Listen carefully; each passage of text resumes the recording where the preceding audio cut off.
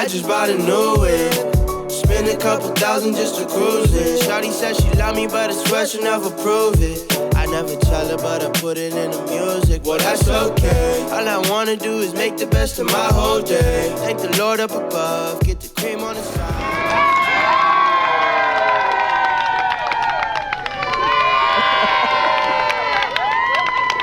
All right, we just got here at Green Hat Kiteboarding. We're gonna do an evening at the shop.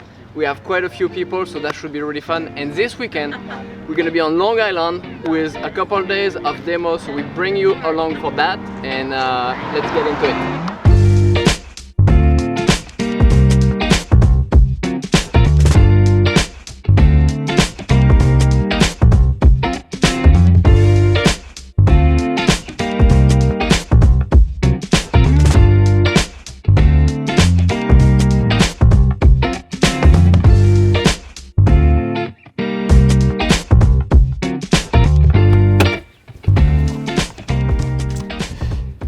Alright, we just made it to Napig. It's gonna be a day of demo and we are like super lucky because today we have John Modica and Evan Nedge, so should be a really good day. It's supposed to be windy, so let's go get ready for the demo.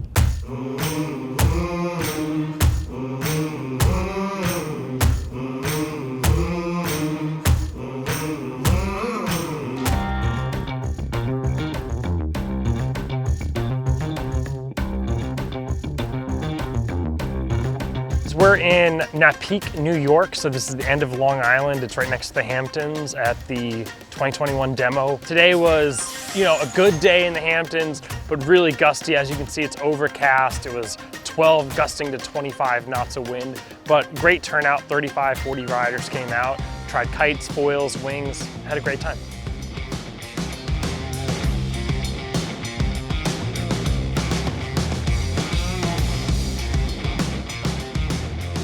Kite of the day. Normally the 13 Contra for me is my #1 recommended kite. I live in Florida, but today is really where the 12-meter switchblade shined.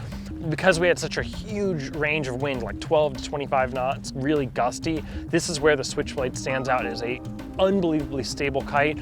Most people who tried it, I always recommend them going back to their other kites just to compare, and they could really see, wow, how much of a difference it made having a much more stable, consistent kite in these gusty conditions. It just made it seem not so bad. With this really flat water here, riders seem to like a board that has a lot of grip and is really fast, and there's not really a much better board in our lineup for that than the Excalibur Carbon. In some conditions, if it's really choppy, like in the Maui or the Gorge, maybe you want a board that's a little softer, but here in this flat water, a stiff, high-performance carbon board really shines. It makes it, really fast, really lively, a good feel on your feet, and everyone seemed to love it. I've actually been using Dakine harnesses since I started kiteboarding. Before I was sponsored by them, and then now that we help distribute the product, I still use the same harness. It's the Chameleon. It's our the cheapest Dakine harness. They call it the Chameleon because you can actually add a seat attachment to this harness and convert it to a hybrid waist seat. I don't use the seat, but I still love the harness. It's really soft and flexible. It doesn't offer a ton of back support, but it fits my back really well. And for wave riding, a little bit of flexibility isn't a bad thing. It's also really lightweight, so it's great. We also have the Travel Light harness, which is pretty similar to this, but this is just a bit softer. Again, it's my preference. I've been using this for, I think, 15 years now, and I don't plan on changing anytime soon.